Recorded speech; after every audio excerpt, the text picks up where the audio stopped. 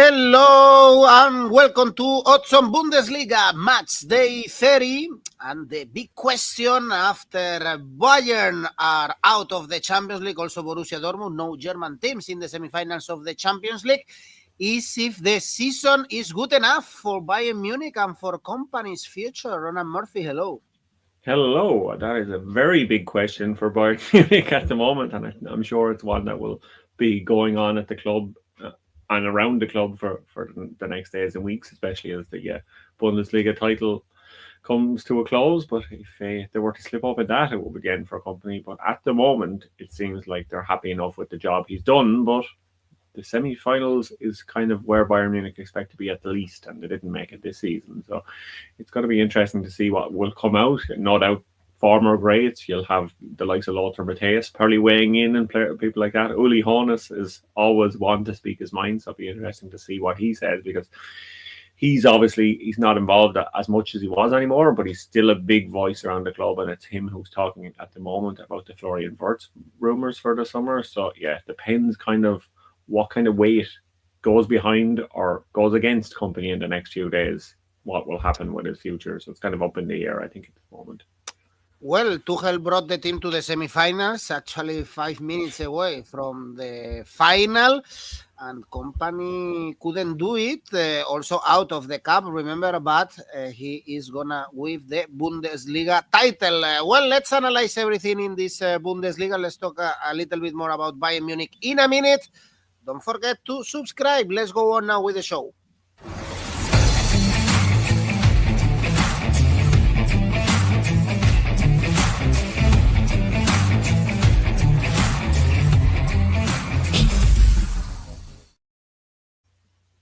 First game we are going to analyze is Freiburg Hoffenheim. Freiburg, they finally won against Gladbach, so they are in European spots, sixth in the table. They came back, they scored in the last minute, and they were in a bad run. They were winless in the previous 5. Hoffenheim, on the other hand, beat Mainz, and finally they are going to stay in the Bundesliga after a shitty season. It was not me saying that, was 𝗀𝗏𝗏𝗏𝗏. Yeah, and 𝗀𝗏𝗏𝗏𝗏 was right when he said that.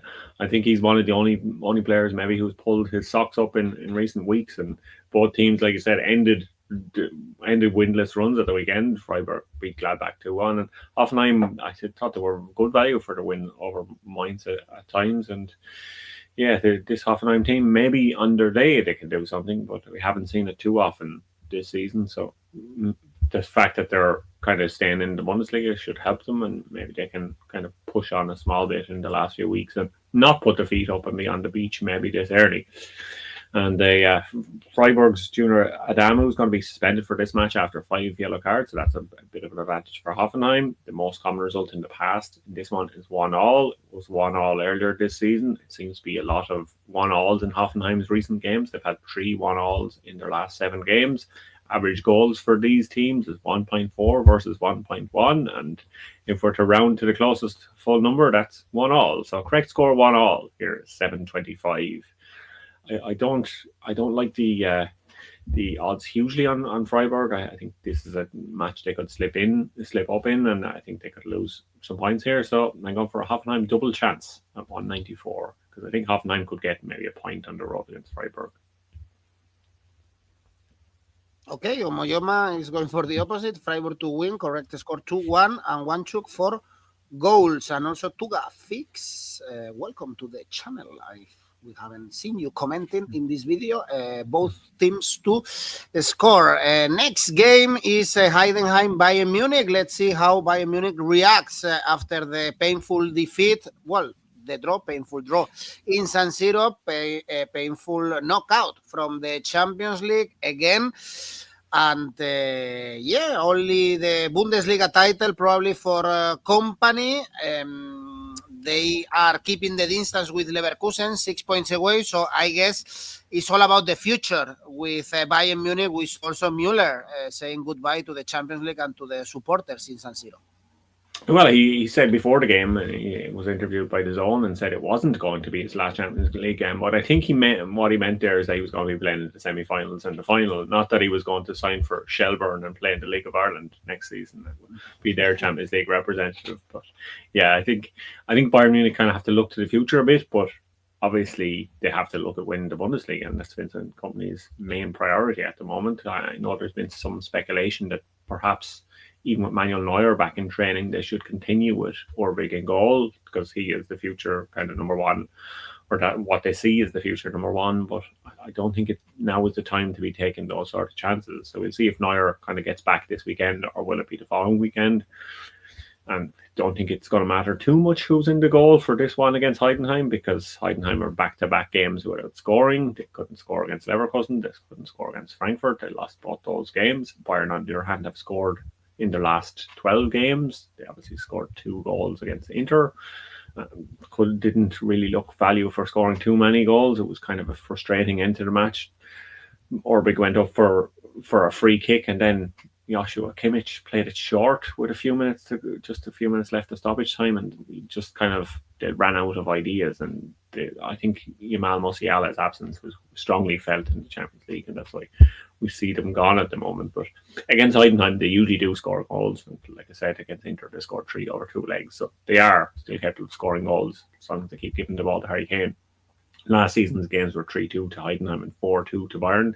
Season before was a 4-2 win for Bayern as well. I didn't look up the correct score on a 4-2 here, but I think Bayern will be determined to prove a point after going out to Champions League. So I like to look at Bayern to win at halftime and full time. That's 180. But in this match, like I said, there tends to be lots of goals. The teams themselves, the total goals over 2.5 has happened 59% of the time for Heidenheim, 71% of the time for Bayern Munich. So they do have a lot of high-scoring games. Total goals over 3.5 has happened even in 51% of Bayern's games, and this should be another one where that happens. Total goals over 3.5 is my main take at 206. All right, we have over 3.5 goals also for those. Bayern Munich minus 2.5. I guess this is Asian handicap. Correct score 3-1 for 𝐬𝐭𝐚𝐲. Always a good idea, of course, to put Harry Kane in the mix to score. Next game is Mainz Wolfsburg. Mainz 5th in the standings, lost to Hoffenheim. They are dropping in the table, winless in the last 4. It looks like the dream of the Champions League is going to be that dream. But Wolfsburg are in really bad form, and they have no goals until the end of the season. So it's a good opportunity for Mainz to end this bad streak. Yeah, with Wolfsburg, they obviously are under pressure themselves at the moment. Yeah, they've been linked with Marco Rose, the former Leipzig head coach who'd been sacked a few weeks ago. Ralf Hasenhüttl is obviously under pressure for 4 defeats in a row. How could he not be under pressure? But they only scored 2 goals in those 4 games, and both were in that the game last weekend against Leipzig. So they're going through a very bad spell at the moment. Yannick Gerhardt is also suspended. That's to add to their woes there. Mainz lost 2-0 to Hoffenheim, like we discussed earlier last weekend, but they had scored in each of their previous 7 matches. They had more possession against Hoffenheim. The momentum chart kind of was in their favour for large parts. Hoffenheim were just kind of better in front of goal, and Mainz maybe didn't create enough. I think they only had 1.18 XG, so they needed to do a bit more in that one. Wolfsburg, on the other hand, I know that I said they scored twice against Leipzig, but they only kind of started playing in that game when they were already 3-0 down. They only kind of started playing for the last half an hour, and that's when they got the goals. So Wolfsburg have looked very poor of late. Ralf Hasenhüttl is under so much pressure. So I think Mainz are going to win this one. They're going to bounce back, and they're going to win this one. So Mainz win looks pretty good at 210. Both teams to score for 𝐬𝐿. Next game is Leipzig Kiel. Leipzig on the opposite way from Mainz. They look like qualifying for the Champions League. Great win against Wolfsburg with Xavi Simons scoring a brace. So it's 3 wins in the last 4, playing the bottom of the table. And probably that defeat against Pauli, conceding an own goal in the very last minute, was just the nail in the coffin for Kiel. Yeah, it's been a very long season for Kiel, and that one goal was one of 70 goals they've conceded already this season. So they're averaging 2.4 goals conceded per game. So Kiel, yeah, they just seem to concede a lot of goals. And since Law has taken over as head coach of RB Leipzig, I know he was knocked out of the cup in his first game, but since then in the Bundesliga, RB Leipzig have scored 3 goals in back-to-back games: 3-1-0 over Hoffenheim, 3-2 win over Wolfsburg. So they should be capable of scoring plenty of goals here. The only kind of doubt for them is Xabi Simons is suspended after 5 yellow cards. But I think the way Love has them playing, they should kind of be able to find goals from elsewhere. They shouldn't solely reliant on him. Openda's back among the goals, 𝐿𝐴 too. So, yeah, the Leipzig against a team like Kiel, they definitely should be winning. Their only recent meeting was earlier this season, and Leipzig won 2-0 on the road, so they should definitely be able to score at home. I like the look of total goals over 3.25, which is a bit more than 𝐬𝐴𝐽's. Oh no, actually, I'm reading there. Here's correct goal score is 3-1, so that would work out for total goals over 3.25. I like, but I like RB Leipzig to score the vast majority of the goals. So RB Leipzig over 2.5 goals is exactly 2 and looks pretty good. Leipzig win the second half. Leipzig back in form, but can't trust them. Indeed, it has been a difficult season for Leipzig, but if they qualify for the Champions League, I guess this goal is met at least. The next game is Werder Bremen Bochum. For Bochum, the only option now is to catch Heidenheim and play again the play out of the Bundesliga, where they got safe last season miraculously, and lost to Augsburg, conceding as well in the last minute, and they were playing against 10 men. So really bad defeat for Bochum. Werder Bremen still with options to fight for Europe.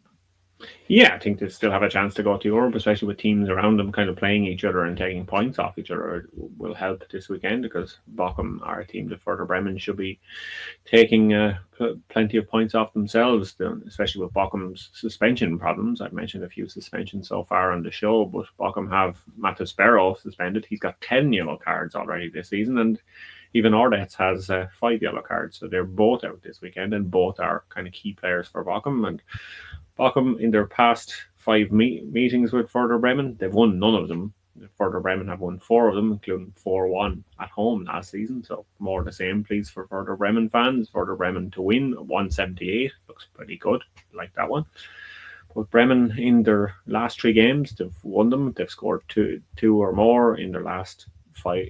In all of their last 5 games, Bochum have 4 defeats in a row and have conceded 2 or more in each of the last 5 games. So Bremen are to score more than 1.5 goals, just like one of our commenters are saying. It's 𝗵𝐻𝐿 there. Werder Bremen over 1.5 goals. I like to look at that one too, 165. Werder Bremen to win for 𝗀𝗵𝐻𝐿, correct score 3-1. And the last game on Saturday is Union Berlin Stuttgart. Union Berlin mid-table and in good run. It was a big surprise, the draw against Leverkusen. No defeats in the last 5. And Stuttgart, they are only thinking in the cup. In the Bundesliga, they are lost, drifting away. Yeah, well, you could say the Union Berlin draw was totally unexpected, but we predicted it nicely in last week's show. We said the Asian handicap plus 1.5 against Leverkusen, which came in at 193, which we could have even went for Asian handicap a half. Would have been even nicer. But yeah, it was. You think that Union Berlin are going to keep matches close, and then they kind of do, because that's their kind of MO at the moment. Stuttgart, they are depending a lot on Nick Voltemada to score goals for them, and he is out at this match, so we might see Dennis Undav come back in, and Dennis Undav has been kind of under pressure. He's getting kind of slated a bit by the local media because he's not scoring enough games. Voltemada has scored 13 goals for them. He is suspended. Like I said, Stuttgart appealed the suspension because they thought the first yellow card was too soft, but the DFB said no, he's still suspended, so he won't be lent this weekend. Union Berlin are 5 games without a defeat. Stuttgart, like you said, have been super inconsistent. They beat Bochum 4-0, RB Leipzig 3-1 in the cup, but around those games they've lost to Leverkusen, they've lost to Frankfurt, they've lost to Bremen. yeah, they're just kind of very up and down at the moment, and they've only one win in the last 8 Bundesliga games. That gives Union Berlin some confidence going into this one. They are at home. It can be a difficult place to play in the Old Foresters' house. Union Berlin draw no bet is 2.16, but I'm going even one more at an Union Berlin double chance at 1.60. Stuttgart draw no bet for Benson, the opposite kind of. And the games we have on Sunday, Easter Sunday, Augsburg, Frankfurt. Frankfurt, as you all know, playing tonight, Thursday, against Tottenham, a very important game in the Europa League, but they are also focused in the Bundesliga because they have to get the Champions League spot, and it looks like they are going to get it. Now they have 5 points gap with Mainz, and they are also in a good run in the Bundesliga. It's 3 wins in the last 4. But danger when you are visiting Augsburg. Is only 1 defeat in the last 13 Bundesliga games for Augsburg, and again against Bayern Munich.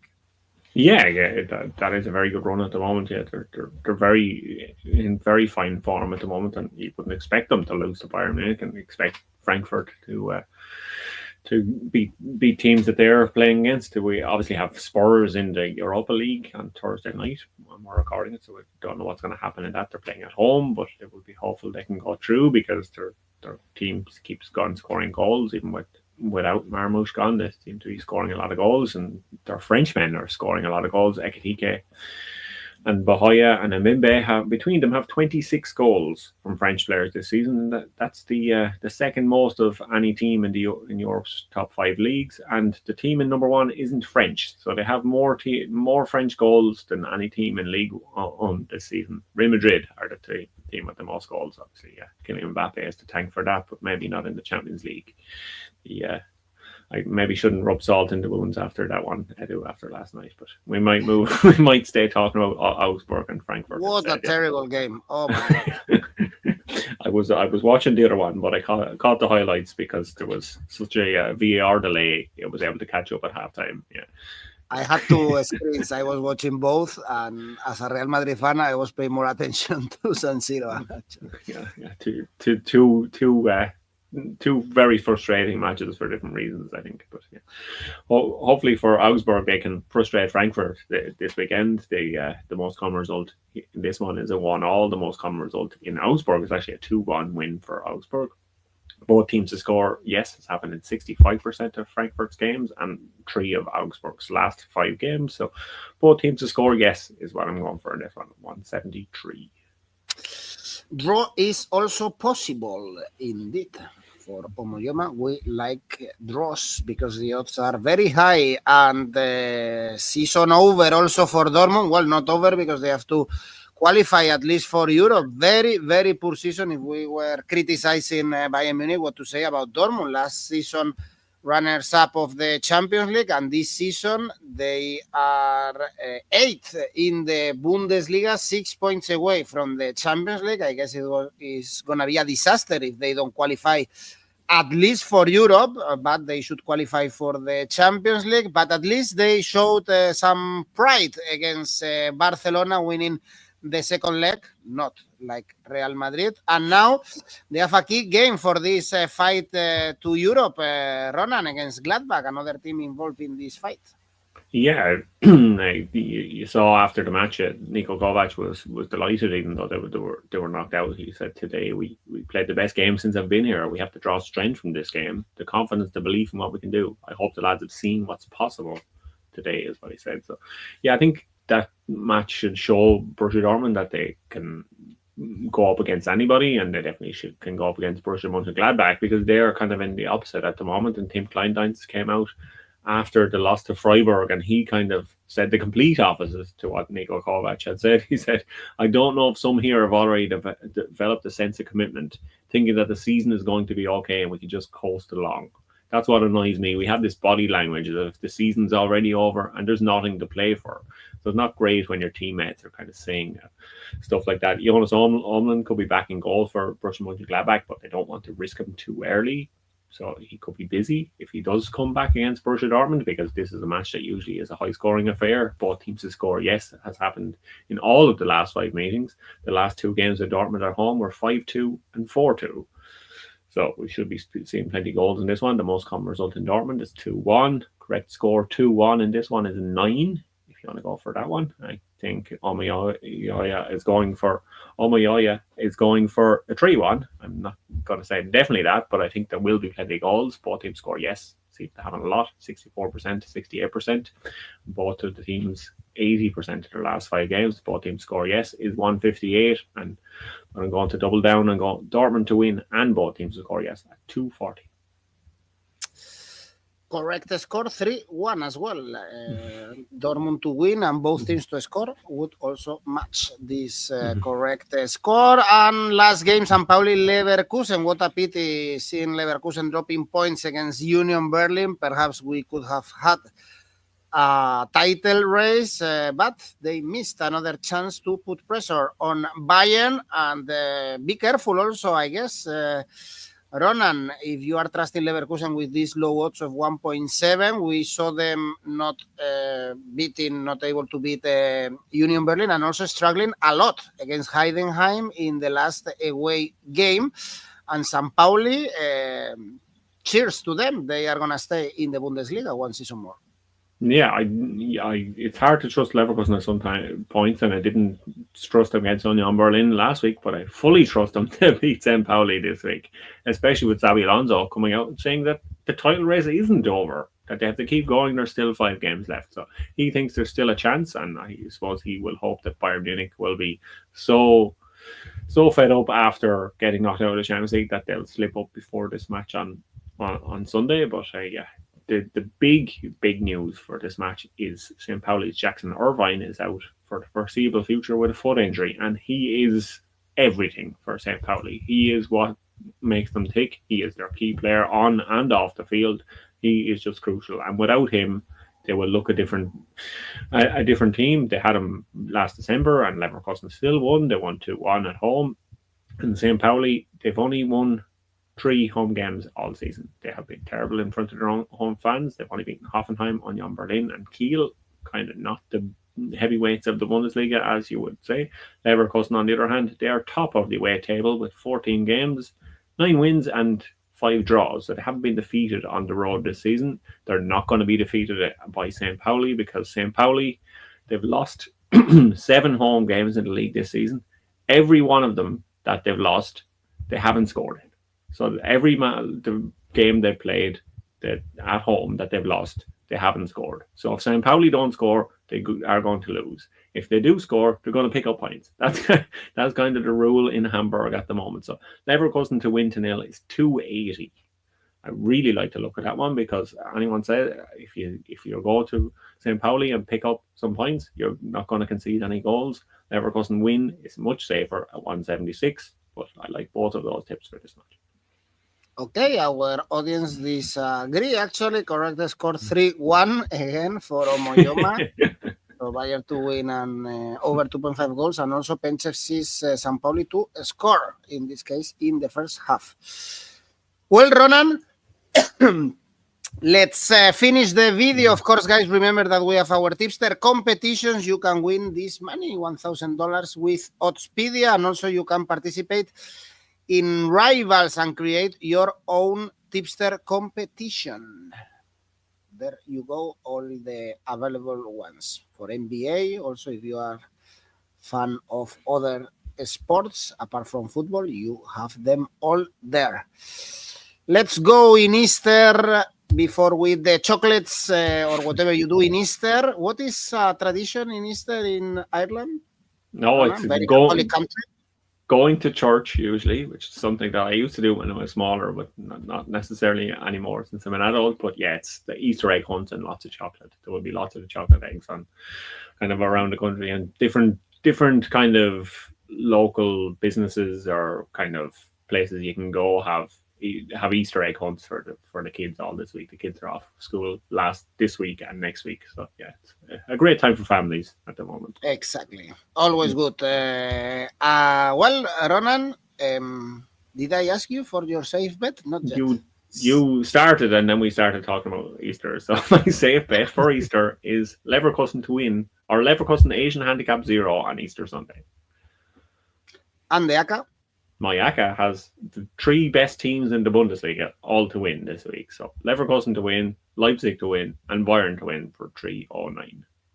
Well, not bad if you are backing the favorites this weekend. Thank you, Ronan. Thanks, guys. Enjoy Easter if you have so in your countries. Otherwise, enjoy football or life. Bye. Bye.